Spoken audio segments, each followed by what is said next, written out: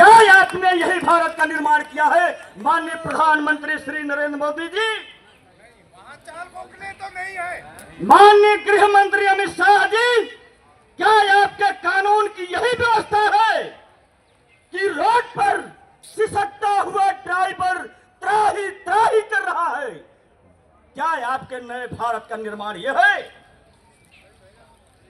मैं एक truck driver हूं, सारे भाई जानते हैं, जो अपने आप को यहां में लीडर बैठे हैं, बाबा कामले साहब, रमेश देशमुख साहब, प्रीतम सेन जी, हमारे अज्जू भाई उड़ीसा से, उपेंद्र भाई हमारे बिहार से, छत्तीसगढ़ से, तमाम राज्यों से आए हुए जितने सम्मानित लीडर हैं, सब कोई जानता है कि सुरेश चंद्र यादव एक ट्रक ड्राइवर है।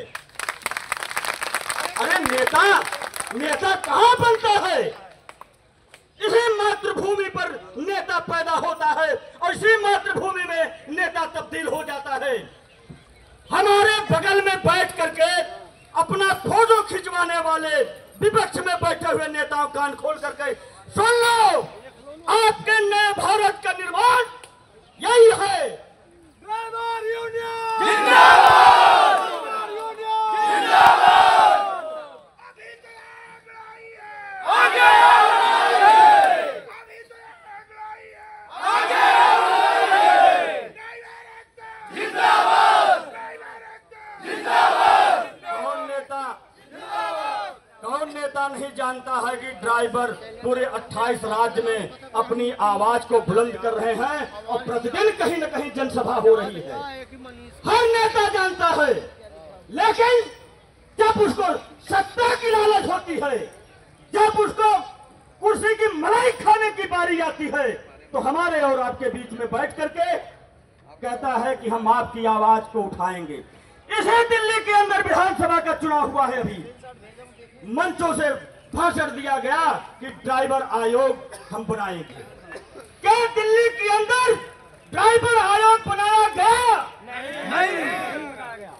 सामने आनी चाहिए से राजनीति करने वाले नेताओं को।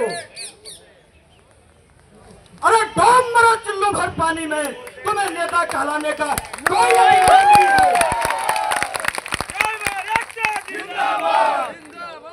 जिस दिन ड्राइवर सत्ता की कुर्सी पे बैठेगा, उस दिन दलालों की दलाली बंद हो जाएगी।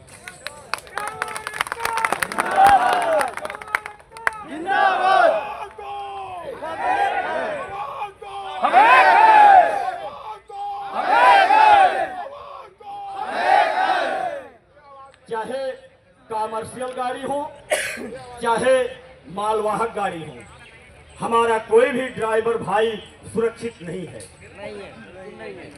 हर चौराहे पर, हर रेड लाइट पर, हर रोड पर हमेशा उसके अधिकारों का हनन किया जा रहा है। गलत कानून की प्रक्रिया बता करके उसको लूटा जा रहा है। कानून का होल दिया जाता है। अकेला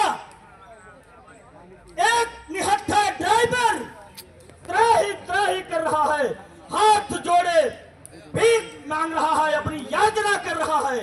लेकिन शर्म आनी चाहिए राजनीति करने वाले नेताओं, कान खोल करके सुन लो। ये सुरेश चंद्र यादव का वादा है कि देश के हर एक ड्राइवर को आजादी प्रदान होगी और ये जंजीरें भी टूटेंगी। ये गुलामी की जंजीर हम तोड़ेंगे, जरूर तोड़ेंगे, और ऐसे तोड़ेंगे कि शायद तुम्हें भनक भी नहीं लगेगा। तुम्हारी सत्ता की कुर्सी कब तुम्हारे नीचे से चली जाएगी, इसका अंदाजा तुम्हें नहीं लगेगा। जिंदाबाद! जिंदाबाद! जिंदाबाद! हम कहते ही नहीं है, करके दिखाते भी हैं। 31 दिसंबर से 3 जनवरी का परिणाम पूरा भारत देखा है, पूरा विश्व देखा है कि ड्राइवर की औकात क्या है। हमने यहाँ से एक ही बात सिर्फ कहा था, और कि आप हमारे ड्राइवर भी यहाँ आए हैं कि जो बुलडोजर की भी स्टीयरिंग चलाते हैं, लेकिन इसी बात पर हमको उत्तर प्रदेश आजमगढ़ से गिरफ्तार कर लिया गया 16 जनवरी को। आखिर उसका कारण कौन बताएगा? गृह मंत्री जी, गिरफ्तारी हमारी क्या हुई? क्या हमने हिट एंड रन कानून का विरोध किया तो वही हमारे हमारा सबसे बड़ा गुनाहगार था? क्या हमारी गुनाह वो थी कि हमने अपने अधिकार की बात किया था? ना मैं कोई आतंकवादी हूं, ना मैं कोई खालिस्तानी हूं। आप लोग नारा देते हो, लेकिन मैं एक देश का हिंदुस्तानी एक ड्राइवर हूं।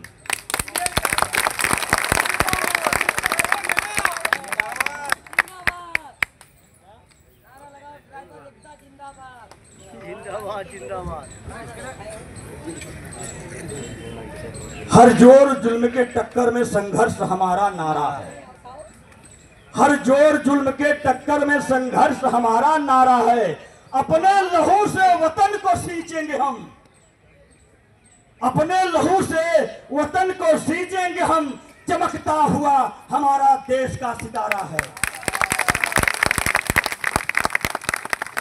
अरे हम गरीब हैं, गरीबी की बात ही तो करते हैं। हम गरीब हैं, अपने गरीबी की ही बात करते हैं। तुम्हारी अमीरी से हमारा क्या लेना? हम गरीब हैं, गरीबी की बात करते हैं। तुम्हारी अमीरी से हमारा क्या लेना? अरे हम देश के अपने सिपाही हैं, जाके उन गद्दारों से कह देना। बनावटी जिंदगी हम कभी नहीं किए। जो है जैसे थे तैसे उसी हालात में अपने देश का हमने निर्यात किया। देश के आवागमन को हमने बरकरार किया। अपने हक की हमने बात किया तो आपने हमें अपने सलाखों के पीछे डाल दिया।